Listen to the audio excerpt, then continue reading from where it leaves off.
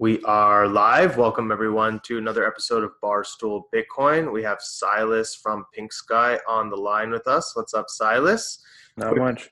background for our viewers and listeners. At the age of 15, Cylus, you started your career as a professional poker player, amassed pretty significant winnings from live and online cash games, and then graduated from UNH, University of New Hampshire, and turned your attention to early stage investments. And in 2012, you discovered Bitcoin, quickly absorbing the ideals found in blockchain technology, which I'm assuming means you're very passionate about blockchain. And today you are manager at Pink Sky Group, a blockchain consulting and advisory firm. So first off, Silas, welcome to the show today.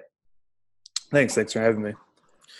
Yeah, very welcome. And we are excited to get into your background here and how that all led to Bitcoin and then eventually to founding Pink Sky. But there's just one thing on my mind right now is what was it like being a professional poker player at 15 years old?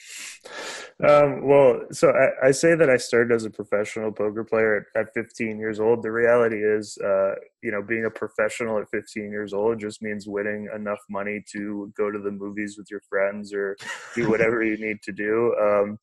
I took it very seriously from a young age, and I was making money doing it. But I wasn't a huge winner when I first started playing. I think I got more serious as I entered college. I was spending probably more time playing poker than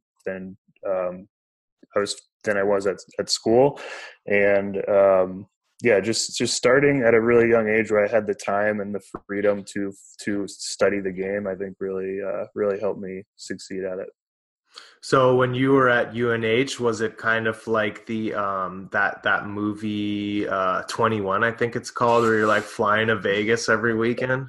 So at this time, online poker was still very alive and well. That's where I spent most of my career as a poker player is playing online. I think I got really lucky to be around during the peak of the poker boom when Chris Moneymaker was on TV and it was all over ESPN. There's a lot of excitement around it, so there's a lot of people playing online poker. Some that were very unskilled. And so I spent most of my time playing on the internet. It was very much unlike the movie 21. I think that's like kind of a romantic idea of being a professional gambler. There was a lot of sitting at my computer and studying and grinding poker. Right.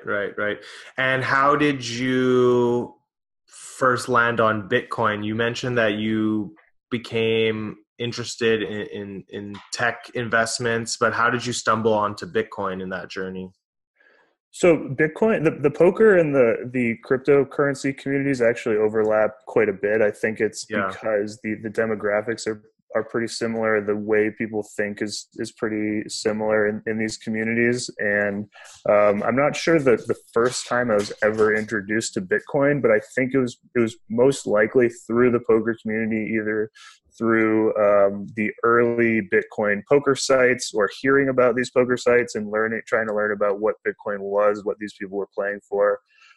So I think in 2012, I was studying it a lot. I was watching a lot of um, YouTube videos. I think and a lot of Antonopoulos videos. Andreas Antonopoulos, he was like one of the first ones out there that had hour-long or multiple-hour YouTube videos where he lectures about cryptocurrency. So I think I discovered it through poker, and then learned about it through just studying a lot, reading a lot, and watching a lot of interviews and podcasts and things like that. Now, over the last, so let's see, discovered in 2012, so 6 years and some change since you've stumbled onto Bitcoin.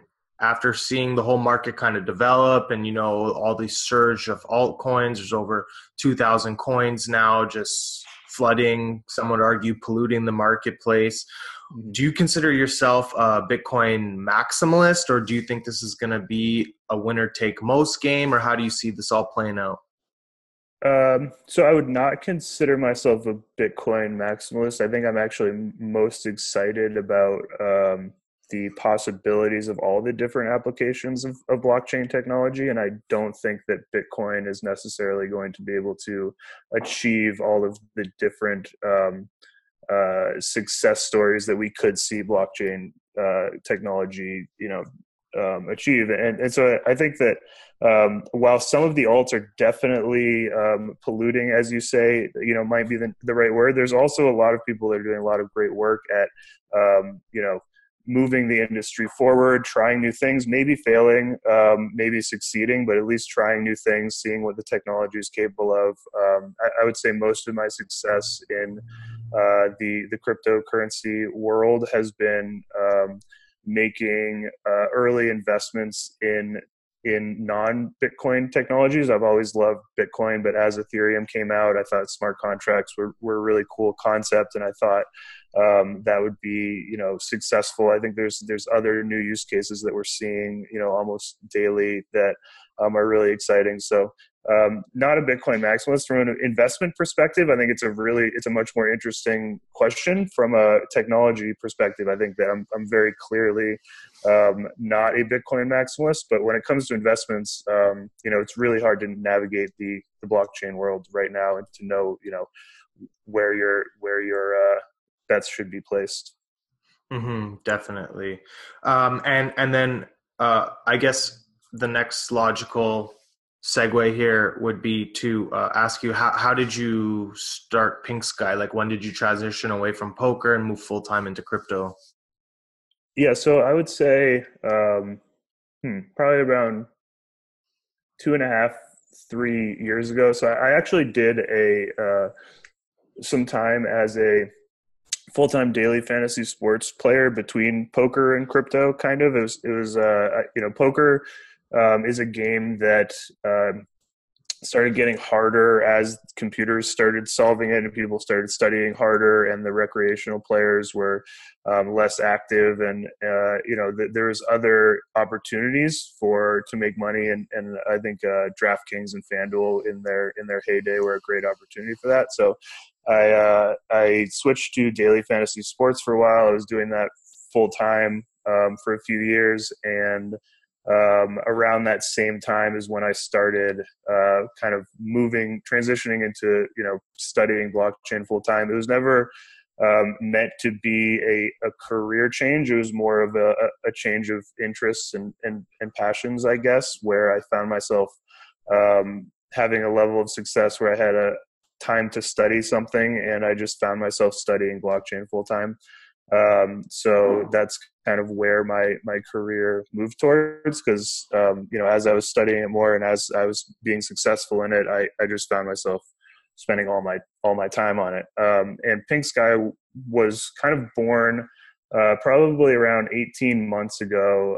I got together with a group of people that kind of filled a lot of the gaps in my abilities to invest in the blockchain world, namely from the technologist's perspective. I viewed a lot of my study. I loved learning about the technology, but at the end of the day, I was looking at it from more of a investment perspective, more a risk reward perspective. And I met some people that were able to fill in those gaps of allowing me to really deeply understand the technology that come from a computer science background.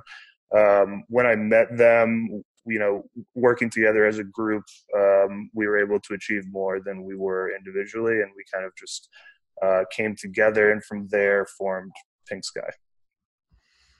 That's great. That's great. I think it's important to have other complementary skills in your arsenal, especially in crypto, because it's such like an emotional market, and sometimes the actual price reflections doesn't reflect the value of the company behind the token, right?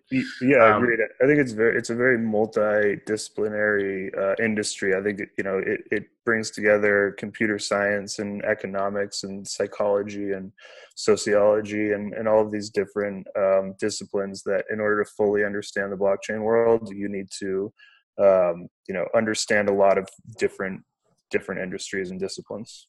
Yeah, absolutely. And because it's so new, we saw so many of these kind of scam coins come out and shady founders hiding behind pseudonyms, launching coins, essentially just crowdfunding in a new way and pillaging lots of capital out of, investors' resources. Mhm. What would you say is the thing that you'd most like to see change about crypto in the coming The years? the thing I'd most like to see change, I would say, is um, more real world use of the technology, more you know more building, more using, less looking at investment and prices and things like that. I think there are a lot of great real world use cases that we can, dive into now. I think that as you know, it's going to take 5 to 10 years for a lot of the more complex use cases to develop. But things like esports, things like supply chain management. I was watching. I remember on Thanksgiving this year actually. There was that lettuce recall. And this, I think it was romaine lettuce was making everyone sick or something. And I was watching, they had a little news segment on it, and I jokingly said, "Man, these guys just need to use blockchain technology." And then on the news, they said, these companies are looking into blockchain technology to solve these problems in the future. Which, like a few years ago, would be a joke that the news would even mention blockchain technology, or that we would be there, but right now we're seeing these people actually start to adopt it. We're seeing people start to use it in a real world way. Something as simple as there's a shoe designer that's putting little QR codes on his shoes that you can scan and make sure they're real, authentic shoes made by him. Just simple stuff like that, where people can start using it and really understand the value proposition of blockchain technology. I think will do a lot to move the industry forward. Yeah, I definitely agree with that, and the industry is in massive need of more infrastructure to kind of push it in that direction. Mhm. Um, well, I guess what do you see in the whole community, in the whole ecosystem? What do you see that you see as true, but that nobody else really agrees with you on right now? Yeah, I think this is a really interesting question. I would say it's hard for me to know. Like, it's an interesting question because I have my beliefs, and it's hard for me to know something that I think that nobody else agrees with me on. But I'll say, one thing that I feel is that um, blockchain technology doesn't necessarily need to rely on full decentralization. I think there's a lot of decentralization maximalists out there, and people who believe that it should always be, that things like a proof of authority chain, or things like, a permissioned blockchain are not, true cryptocurrencies, or true blockchain implementations. I think that there will be a wide spectrum of types of levels of decentralization that we need for these different things. So an example would be something like crypto kitties. I don't think needs to be fully decentralized, right? I like something like that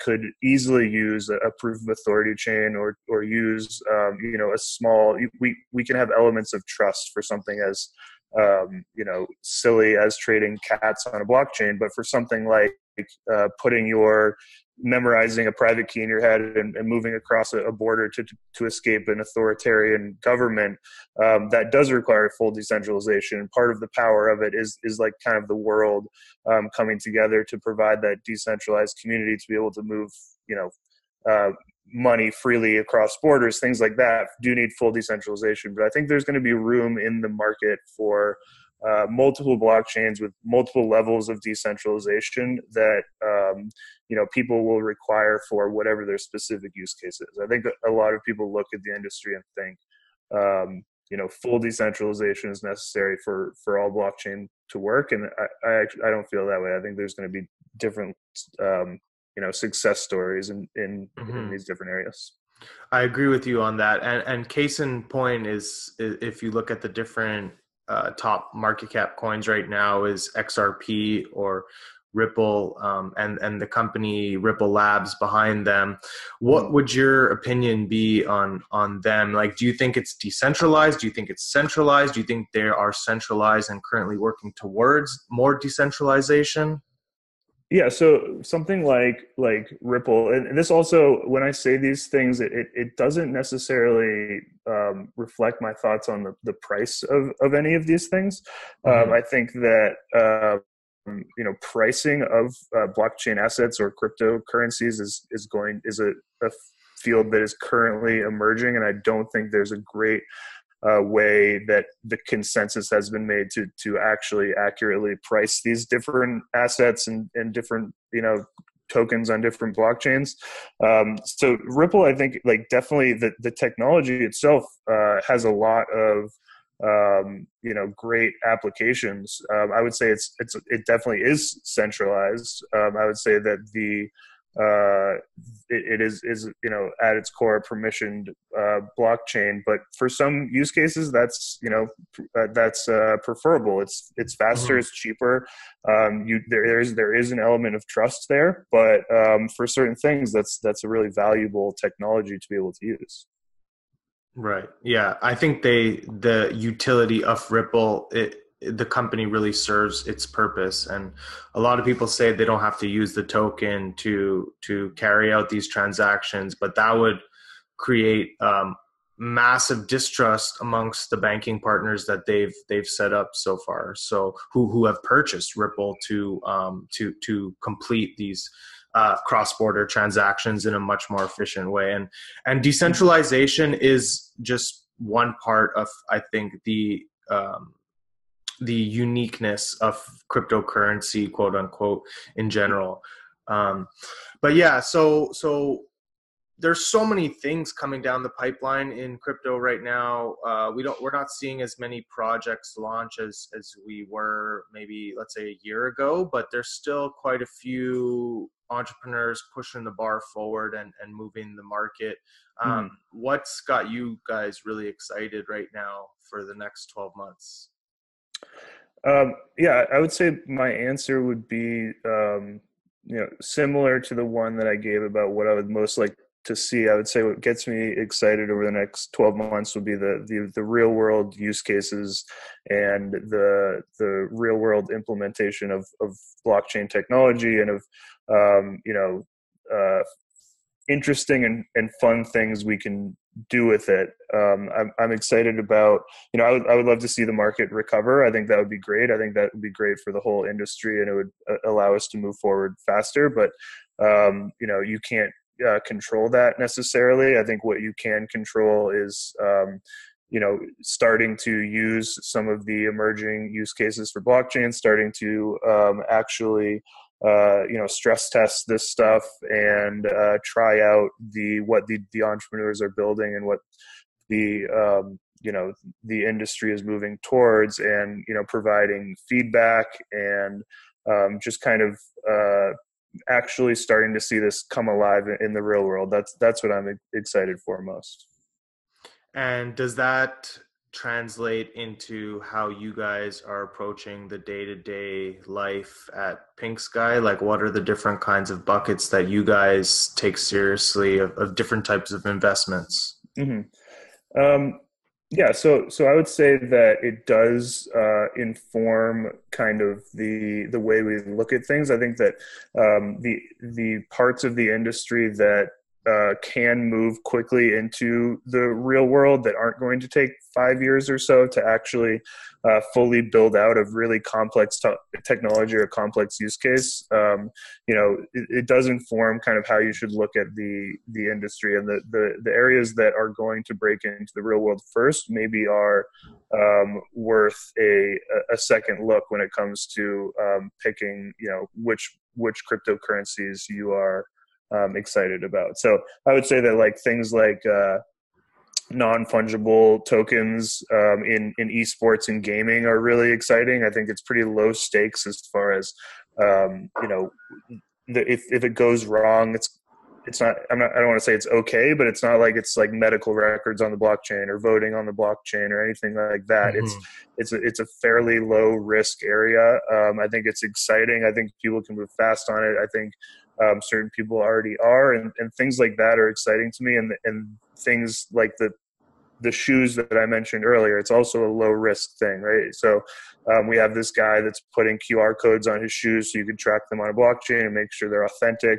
And he's a fairly popular shoe designer. I don't really remember his name, but things like that are pretty low risk, low stakes industries, I think are we're going to start seeing those emerge, and that's exciting to me, because I think once the world sees what this technology is capable of, then it'll push the more complex use cases faster, and allow them to get more funding, allow them to get more interest, allow them to get more adoption. So I'm excited for kind of that hitting that tipping point where we see the world start to really adopt this stuff. Yeah, definitely, as am I, and I'm sure a lot of our viewers are as well.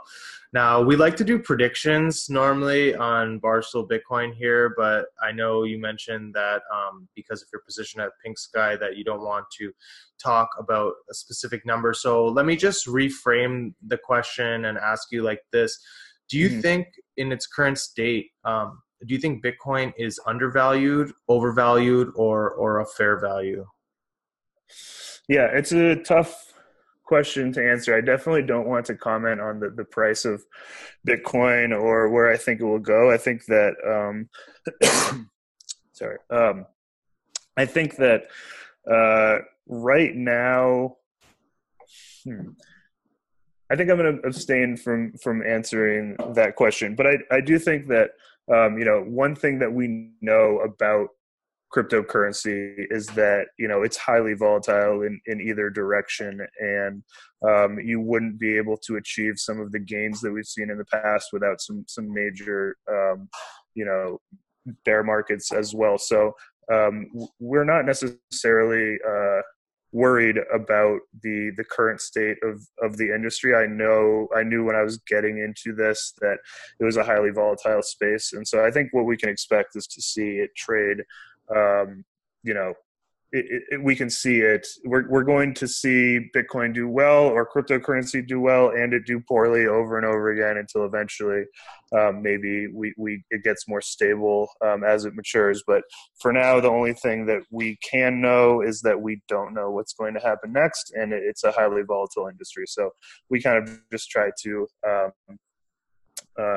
roll with the punches and see where things go and react, rather than try to make bold predictions about what's going to happen next. Right. Awesome. Well, I appreciate your candor when it comes to that. And where can people go to learn more about what you got going on, or where can they check out Pink Sky? You can go to pinksky.io, or you can find me on social media, just my name, Cylus Watson, Cylus Watson, at Cylus Watson on most sites. And I'm pretty responsive if you have any questions. Awesome. Well, thanks for hopping on the show today, Cylus. We appreciate you taking the time. And to our listeners, thank you guys for listening. We'll see you next week. Thank you.